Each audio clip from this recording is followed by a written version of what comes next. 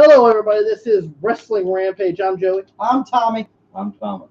Make sure that you like us on Facebook, facebook.com/Wrestling Rampage 2.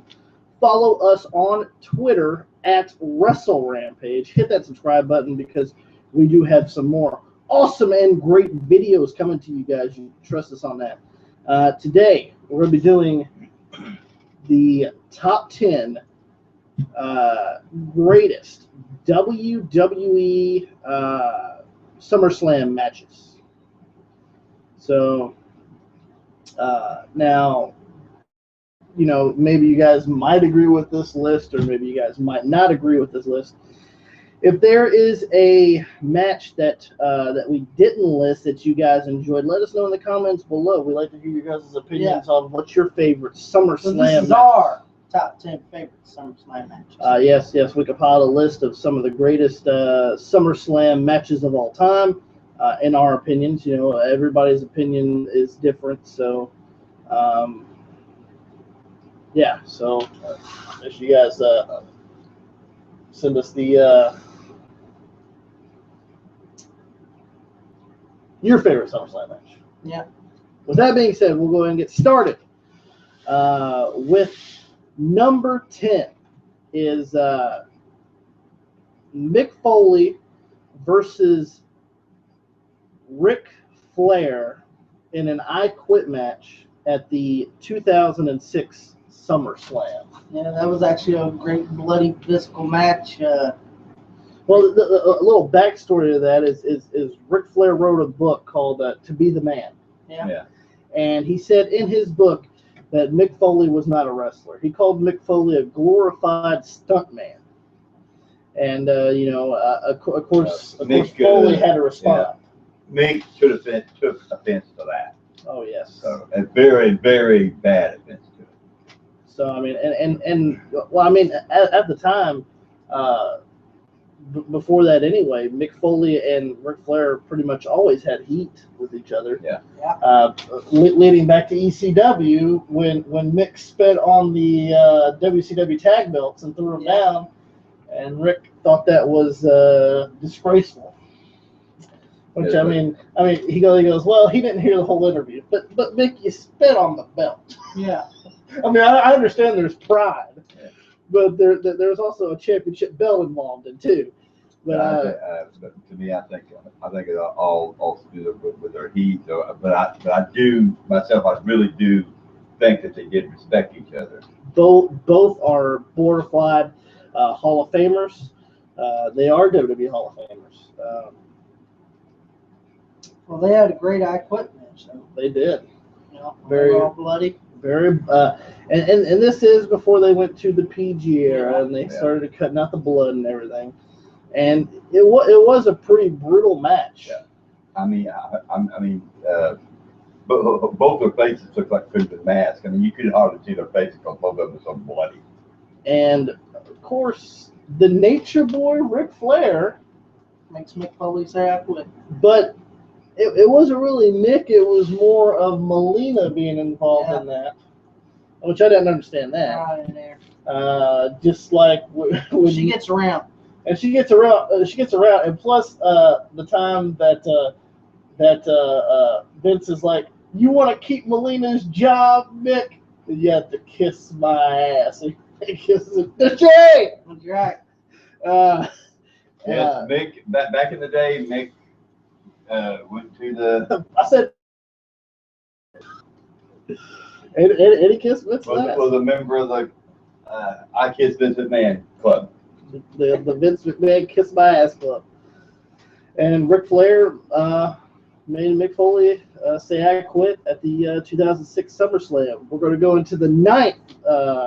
Number 9 is for the WWF at the time Intercontinental Championship when the champion Ravishing Rick Rude takes on the number 1 contender at that time, the Ultimate Warrior, at the 1989 SummerSlam. This was a good match, one, because Rick Rude proved himself that he could carry Jim Hellwig. Leading up to that, Ultimate Warrior had short matches. Yeah, come on. Very, very short matches. Even going into the SummerSlam of '88. Yeah. when he was going against the Honky Tonk Man. Well, you And know Honky couldn't carry his ass. He even admitted it. Honky, what was it, like 45 seconds or some shit like that? He beat him with this match lasted about 15 or 16 minutes. Yeah. And I mean, don't get me wrong, that just proves the point of how good Rick Rude was. To take the Ultimate Warrior had zero talent, to be honest with you. That's my opinion. I'm sorry. I know y'all can immortalize him all you want to. I've never been an Ultimate Warrior fan, never will.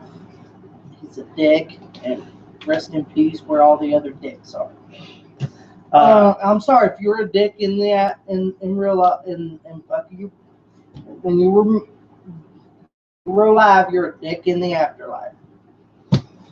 And Warrior was having really, really short matches, and this proves that Rick Rude had the talent and had the tenacity, pretty much, to stretch these matches out. Yeah, but if it weren't for Rick Rude, that wouldn't be a SummerSlam match. I always enjoyed that match. I always enjoyed the Rick Rude and Ultimate Warrior feud. I enjoyed it too, because especially the hose down at Royal Rumble '89. Oh yes, that was great. Yeah, and Rick Rude should have won that, by the way. Too smooth. But Just the owner of the Jesse Abadi Award. Of course, Rick Rude coming out with the tights of Ultimate Warrior on his ass. Right. Managed by Bobby Heenan at the time. Managed by the great Bobby the Brain Heenan. No, but I thought it was an epic match. I always liked Rick Rude. To me, Rick Rude was a bona fide villain. He always was. Smooth operator. The Warrior. I kind of like the Warrior. Well, he was just. Sometimes you get the situation, you're high pressed and shit like that. well, I'm just saying, there's only two Ultimate Warrior matches I can handle. And it was This one and the WrestleMania 6 match with Hogan. That's about it. You can handle the Honky Tonk Man, can't you? No, can't even handle that. But I would put it as a great match. And Great match. and the Ultimate Warrior ends up beating Rick Rude, I'm just saying, that's the best two Warrior matches I've ever seen. and he becomes the Intercontinental Champion at SummerSlam 1989. We'll go into number 8 right now, which was at SummerSlam 2000. And it was a 2 out of 3 falls match between two of the greatest pure wrestling ability athletes that you can come about. 2 out of 3 falls match between Chris Benoit and Chris Jericho. Yeah, this was a great match. Both technicians. It was hole for hole, reverse for reverse. I mean, it was your epic match that hell anybody would want to see. I loved it. Yeah, this was a great 2 out of 3 falls match. Which you don't see 2 out of 3 fall matches very often. But not very often. So I think it was a really great match. So. And Chris Benoit ends up beating Chris Jericho and winning the 2 out of 3 falls match at SummerSlam 2000. Going into number 7 is the non-sanctioned street fight at the SummerSlam 2002 against Triple H versus Shawn Michaels. And this was Shawn Michaels' return back to wrestling. He had a hiatus of 4 to 5 years. Yeah, this was a good match, especially when they started to form DX, Fucking Triple H signed with Raw because Shawn Michaels wanted him, and they fucking gave him the ultimatum. He signed with Raw because Shawn was there, and then he reformed DX, and fucking they were Trish like, turned on him. no, let's get ready to suck it, kick in the gut, pedigree. You see Shawn laying there motionless. Remember that? Yes, I do. And just that feud in general from 2002 to 2003. And you know, in 2002, remember we beat him up in the back. Yeah. He said he was going to get even with the guy that did it. And then fucking they had the camera, and you see it all fuzzy. And then, digital. Yeah, then they went undigital. Then you see it was Triple H. It was you, Hunter. It was I'll Be Healthy by SummerSlam. That's right. They had that non-sanctioned match, you know. Sean comes out in his blue jeans. Blue jeans, the big Texas belt, the big cowboy boots. The big cowboy boots. Took on Triple H. Non-sanctioned match means that the promoters didn't sign for this match. I mean, these guys did it on their own. Yeah. Well, non-sanctioned means the WWE is non-reliable not for responsible for what took place. Any injuries or purpose to this match. And this was great. This was probably the best. This was probably the best match out of SummerSlam 2002, and damn sure wasn't Brock and Rock. Yeah. It was the best match. I'll come out and say it. It was the best match ever. Now between Shawn Michaels and Triple H, it probably wasn't their greatest match they ever had together, but because they had more better. Yeah. But for SummerSlam purposes, it's number 7. It was the best match for SummerSlam. And it proved that Shawn Michaels coming back from a 4 to 5 year hiatus. Triple H with the roll up. He beats Triple H with a roll up. 4 to 5 years. Come back. Remember that? Yes, he did. And for him to come back 4 or 5 years later, you couldn't really tell that Shawn was out of the ring. Yeah, that he was out. There was no ring rust on the man. Which leads us into number 6. Was at the 2005 SummerSlam, and no, we're not talking about Hogan and Shawn. We're talking about the ladder match for custody of Dominic between I Am Your Papi Eddie Guerrero and Rey Mysterio. The late great Eddie Guerrero. Yes, the late great Eddie Guerrero. I Am Your Papi Eddie Guerrero. And I enjoyed this. This match was fucking awesome. Even though Dominic didn't really show any facial expressions whatsoever. The feud alone. The feud in itself was good. The build-up was good. I think it was until so good. He didn't show his facial expressions. Dominic. Yeah, he did. He just stood there kind of blank. He stood there like Lance Storm. I think it was so good that they brought the family involved in it. I mean, that storyline was. I mean, you could actually really feel the hatred by the fans of Eddie Guerrero. You know, they really hated that man back in that day. I mean, what he was doing. It was Eddie so and Ray. heat. Eddie and Ray used to team up. Yep. And then Eddie turned on him. Yes. And he goes, listen, I know your whole family. I know your daughter Dominic, your little girl Layla. I know your wife. What was her fucking name? I forgot. I forget it. I can't remember her fucking name. But anyway, yeah, he's like, I know your family, Vato. And he goes, and I know your secret. Yeah, I know your secret, and I'm gonna tell Dominic a little bedtime story. Remember he was in the playground? Yeah. Well, reading the book. That bedtime story, I mean, it was great. They stretched that bedtime story out so great. I mean, SummerSlam 2005, that build up. Yeah, but it was. And the match was. And it came out that Eddie said, actually, he lost the match at Great American Bash. Yeah. And said that the secret will be destroyed. Yeah. Like Eddie's not going to tell the secret, but he goes, I lied. And then he says it. He says that he is the father of Dominic because Ray and his wife could not have children, supposedly, and that Eddie had had Dominic out of wedlock, and he gave him to Rey Mysterio. Exactly. Even though if you seen Ray unmasked, you can tell that fucking Dominic is Ray's son. They look exactly alike. Yeah. If you watch that, you just think about Ray without his mask on. I mean, those two look exactly like it's his kid. But they had a great match. Yeah. The only big problem was Vicky Mr. Q. That was about it. That's about Vicky, where is she? Fuck her. Fuck her.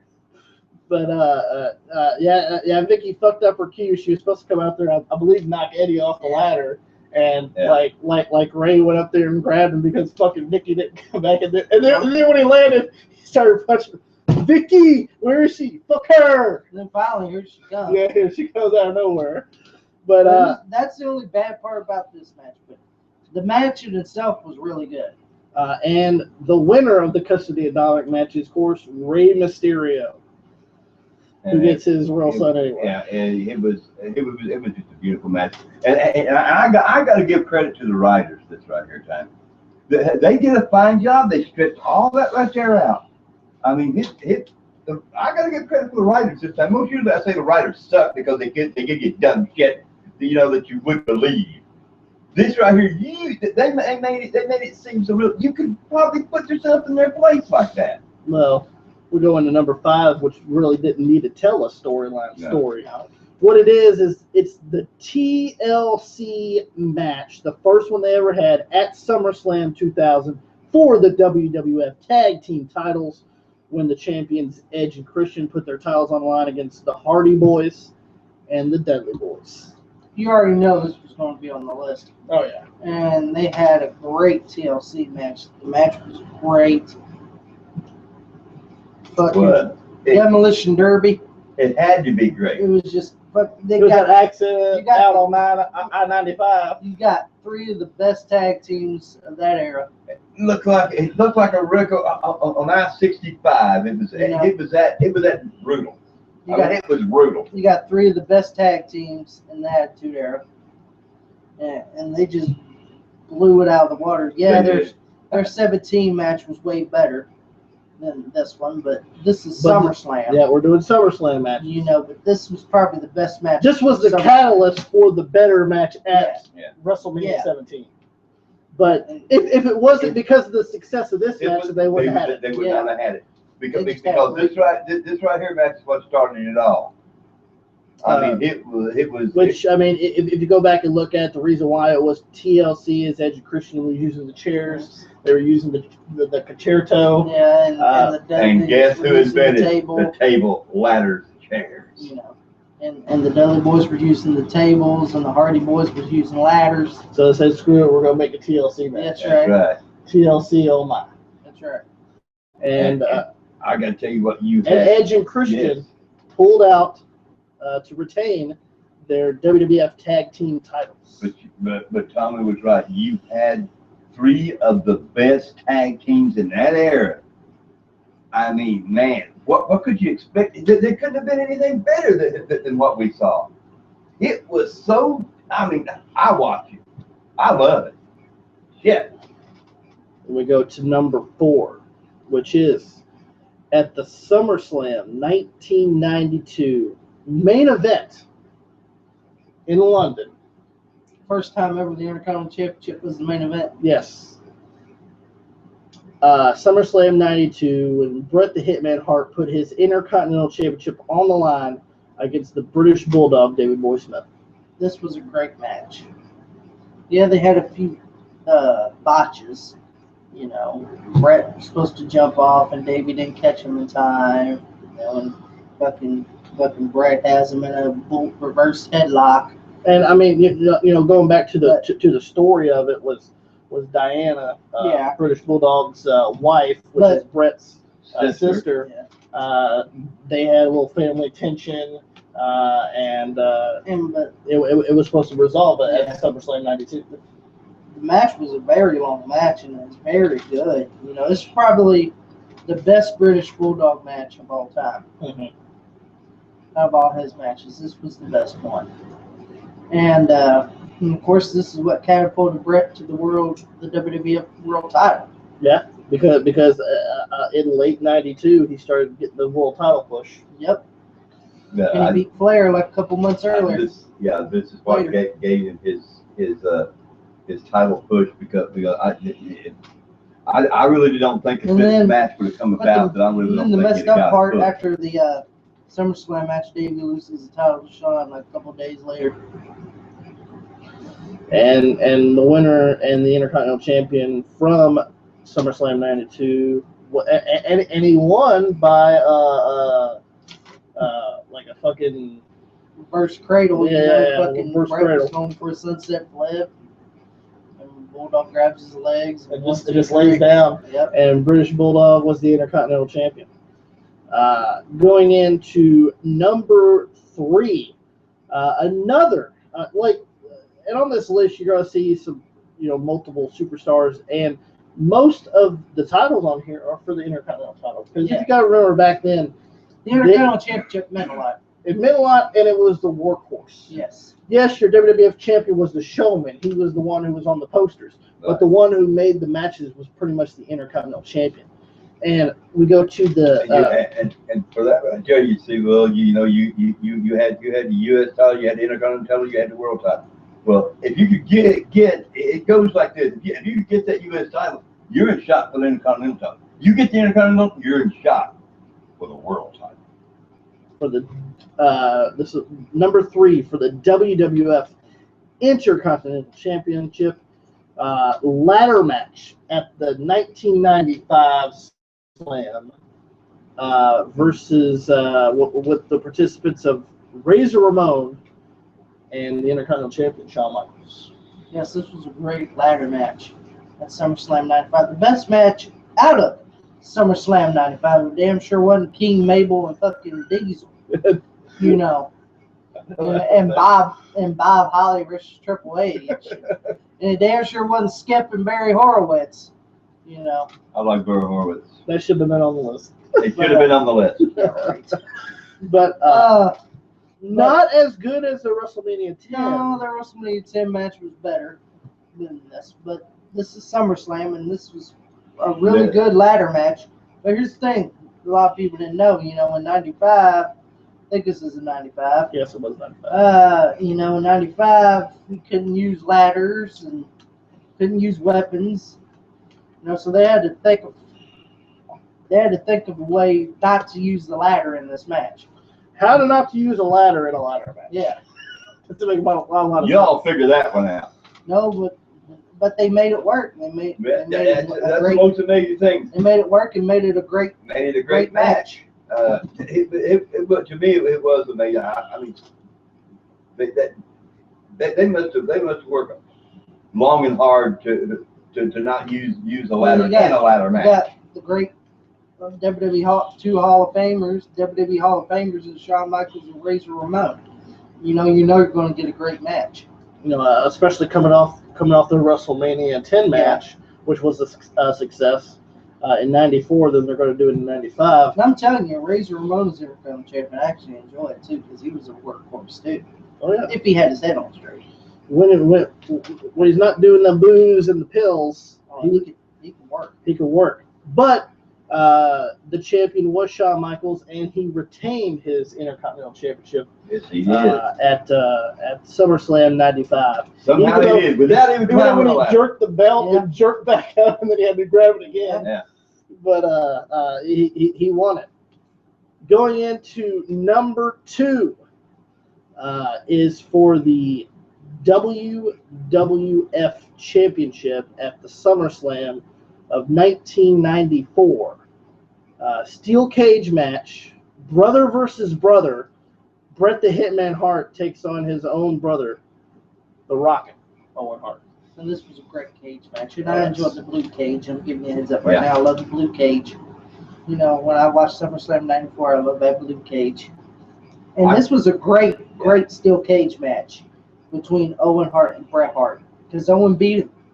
He beat him at WrestleMania 10. He said he deserves a title match, which he did. He beat Bret Hart. But I beat you, Bret. But Bret Hart wasn't the champion at that time. No, he wasn't. But he did beat him. And that should put him in line for a title match, and he got his WWF title match. It was a great steel cage match, especially the spot, the suplex off the cage. Oh, yeah. Now that was great. You never seen anything like that, especially in the 90s. Yeah. In a cage match, you didn't see that very often. No, you didn't. And then the typical ending, they're both climbing, and fucking Bret fucking punches or knocks off fucking Owen, and Owen's foot gets caught in the rail and falls backwards. You see Owen hanging, and Bret jumps off. It was a great cage match. Great cage match, and it stems from the summer Survivor Series of 1993 when Owen knocks off Brett, and he gets eliminated, and he comes back out, pulls Brett off because the Harts won their Survivor Series match.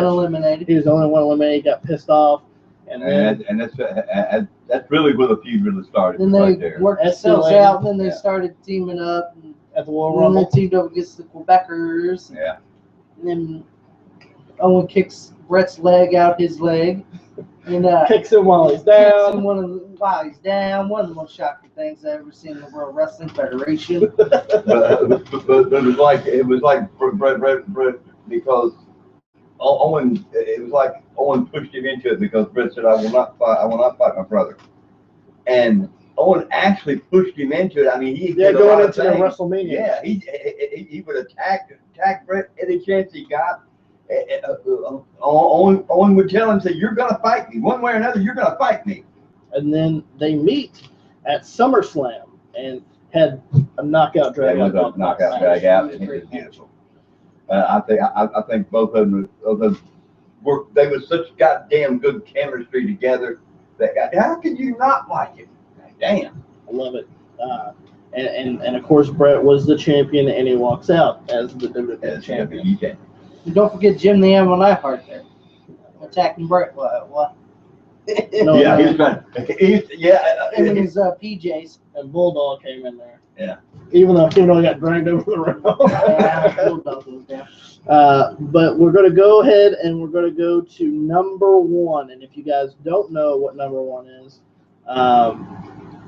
maybe you haven't watched the match or whatever, but probably one of the greatest pure wrestling athletic ability matches you can ever watch.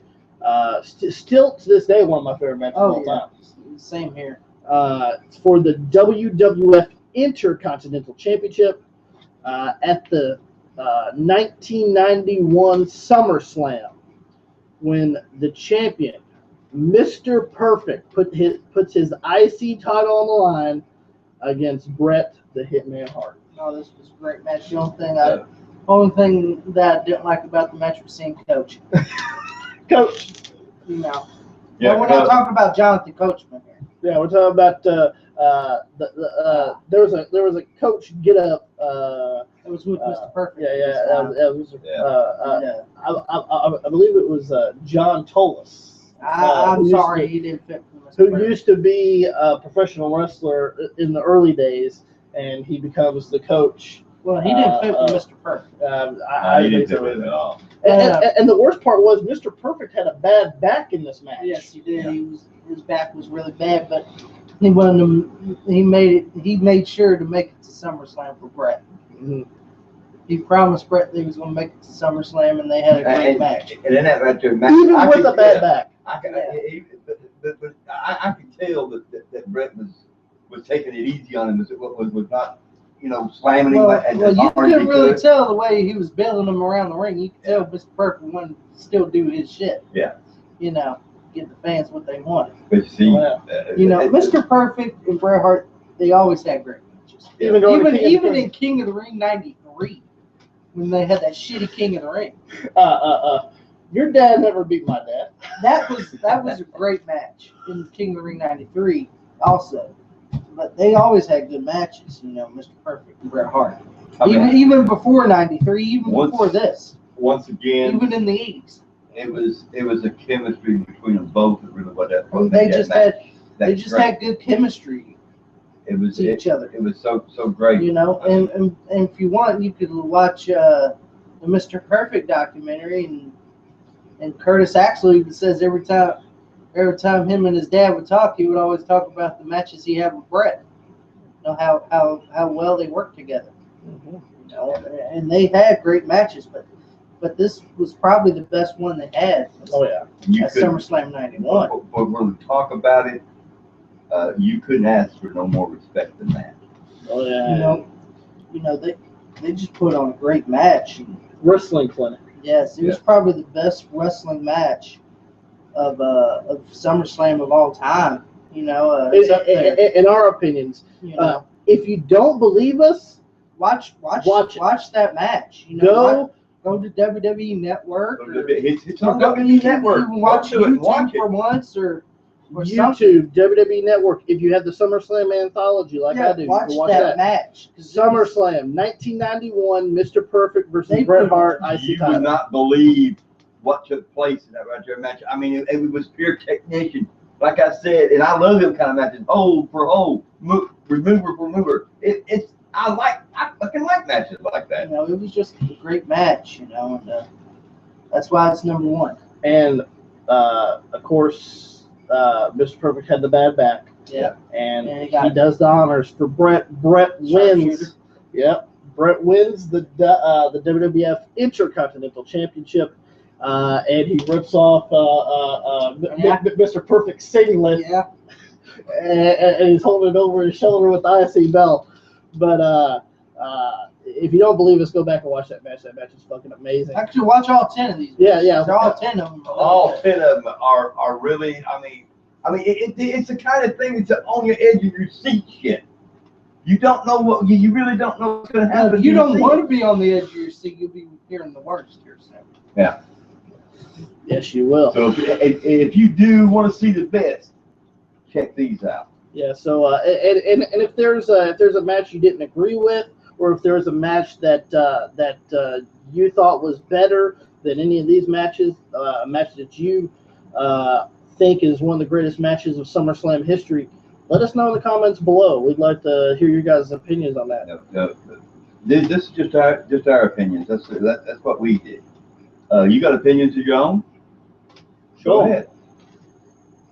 Make sure that you guys like us on Facebook, facebook.com/WrestlingRampage2. Follow us on Twitter @WrestleRampage.